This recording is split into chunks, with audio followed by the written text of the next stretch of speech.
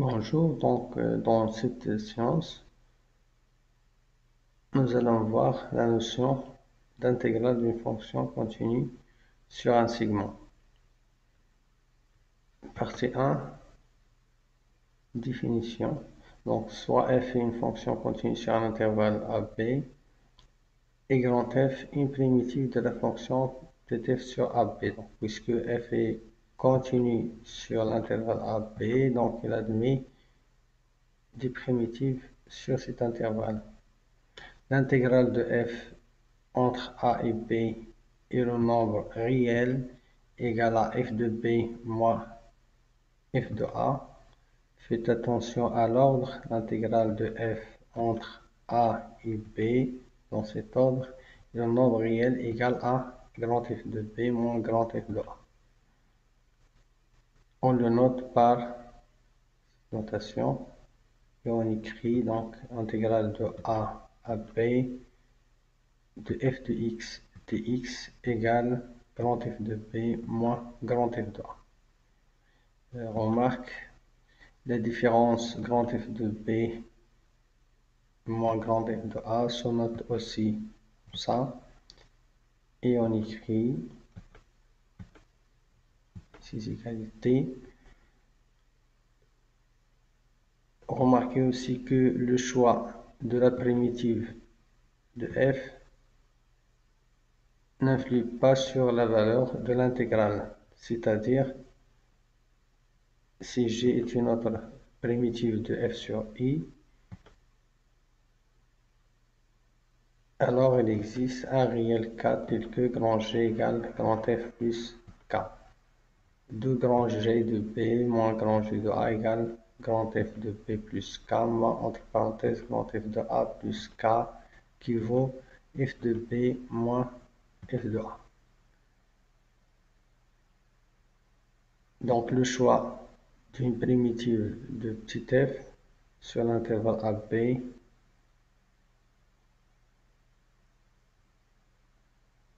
n'influe pas sur la valeur de l'intégrale.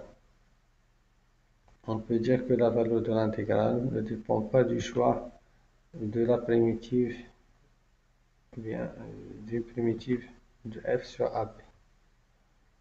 L'intégrale de a à b de f de x dx se lit aussi l'intégrale de a à b de f de x dx ou encore somme de a à b de f de x dx.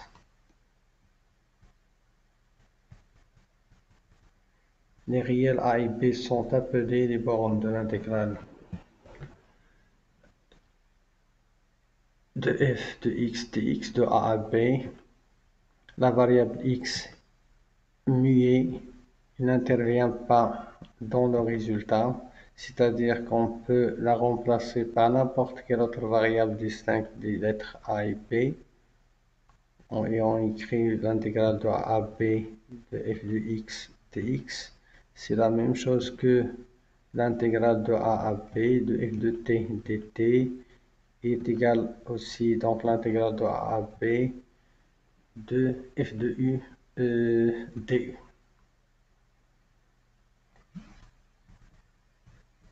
Par exemple, l'intégrale de 1 à e de x moins 1 sur x plus e sur x carré dx,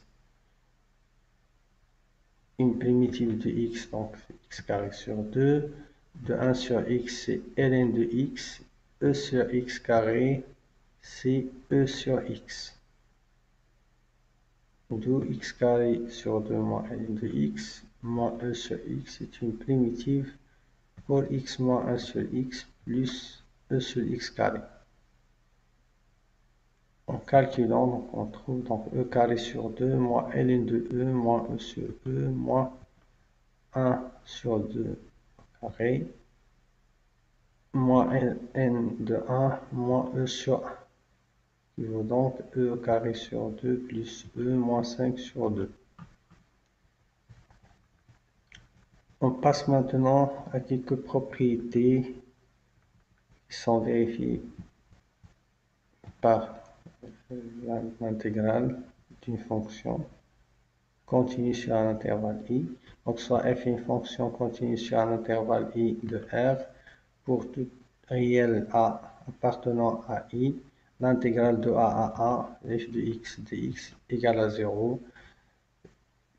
Donc si grand F est une primitive de petit f sur i, alors l'intégrale de a à a de f de x dx vaut f de a moins f de a qui vaut 0.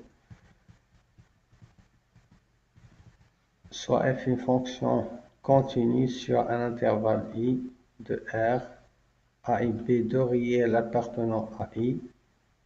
La condition f est une fonction continue sur un intervalle i pour que f admet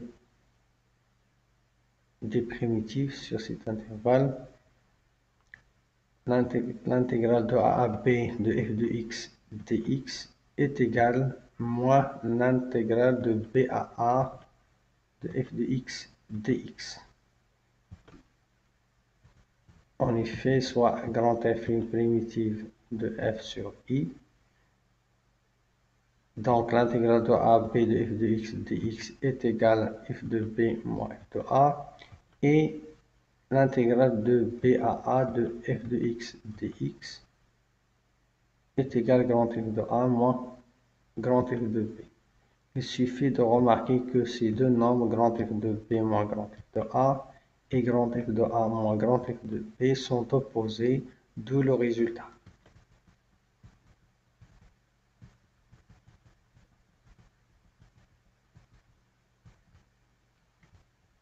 La propriété de positivité de l'intégrale, soit f une fonction continue sur un intervalle i, a et b deux réels appartenant à i. Donc, si a est inférieur à b et f est positif sur l'intervalle ab, alors l'intégrale de a à b de f de x dx est supérieure ou égale à 0.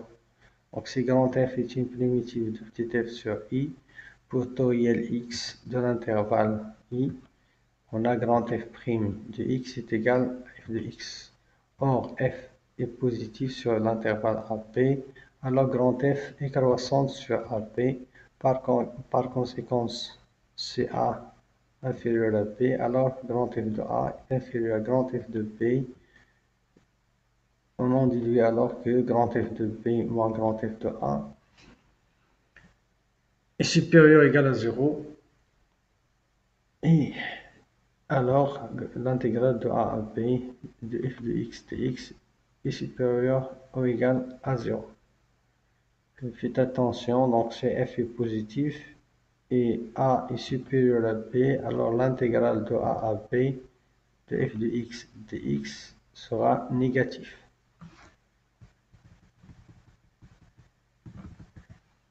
Attention à la réciproque. Attention, donc la réciproque est fausse. C'est-à-dire, si l'intégrale de f de a à b est supérieure à 0, ça ne veut pas dire que f est positif. Il existe des fonctions qui changent de signe sur l'intervalle ab, mais son intégrale de a à b est positive. Par exemple, soit f la fonction définie par f de x égale moins x carré plus 3x plus 1. L'intégrale de moins 2 à 3 de moins x carré plus 3x plus 1 dx est égale moins 9 plus 27 sur 2 plus 3 moins entre parenthèses 8 sur 3 plus 6 moins 2 est égal 5 sur 6. Ainsi, donc l'intégrale de f de x dx de moins 2 à 3 est positive, mais f de moins 1 est égal à moins 3, c'est-à-dire que f n'est pas positif sur cet intervalle, sur l'intervalle moins 2, 3. Il suffit de remarquer que moins 1 appartient à moins 2, 3. Et on a aussi f de 0 est égal à 1 Donc f de 0 est égal à 1 et f de moins 1 égale à moins 3. Donc on peut dire que f change de signe sur l'intervalle moins 2, 3. On démontre de manière analogue la propriété suivante, soit f une fonction continue sur un intervalle i, a et b, deux réels appartenant à i. Faites attention, donc si a est inférieur à b, a est inférieur à b, et f est négatif sur l'intervalle AB, alors l'intégrale de a à b de f de x dx est inférieure à 0. Mais si a est supérieur à b et f est négative sur l'intervalle AB, alors l'intégrale de a à b f de x dx sera positive.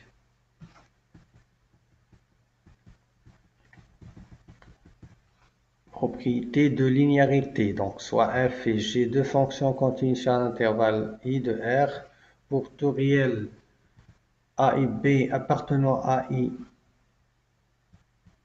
et pour tout alpha de R, l'intégrale de a à b de f de x plus g de x dx est égale à l'intégrale de a à b de f de x dx plus l'intégrale de a à b de g de x dx. Et l'intégrale de a à b de alpha f de x dx est égale à alpha fois l'intégrale de a à b de f de x dx. On passe maintenant à la démonstration de ce résultat. Donc c'est soit grand F et grand G, deux primitives respectivement de f et g sur i. Alors grand F plus grand G est une primitive de la fonction f plus g sur i. Donc l'intégrale de a à b de f de x plus g de x est égale, entre parenthèses, grand F de b plus grand F de grand G de b moins grand F de a plus grand G de a est égal grand F de a grand F de b moins grand F de a plus grand G de b moins grand G de a, qui est égal à l'intégrale de a à b de f de x dx plus l'intégrale de a à b de g de x dx de le résultat. Soit grand F est une primitive de f sur i et alpha un réel, alors alpha f est une primitive de petit f sur i. Donc l'intégrale de a à b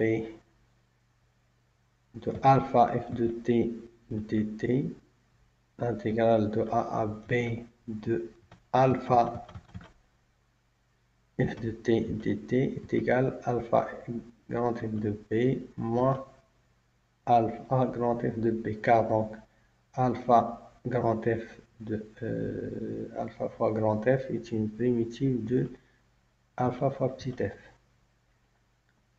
En factorisant par alpha, donc alpha fois grand F de b moins grand F de a, qui vaut donc alpha fois l'intégrale de a à b de f de x dx. On passe maintenant à la relation de Chasles, soit petit f une fonction continue sur un intervalle i de R. Pour tout réel a et b et c appartenant à i, on a l'intégrale de a à b f de x dx est égale à l'intégrale de a à c f de x dx plus l'intégrale de c à b de f de x dx. On passe maintenant à la démonstration de ce résultat. Soit grand F une primitive de f sur i, pour tout réel a et b et c appartenant à i, on a l'intégrale de a à c de f de x dx plus l'intégrale de c à b de f de x dx. Le premier égale grand F de c moins grand F de a, le deuxième égale a grand F de b moins grand F de c, en simplifiant par f de c. Trouve donc f de b moins f de a qui est égal à l'intégrale de a à b de f de x dx.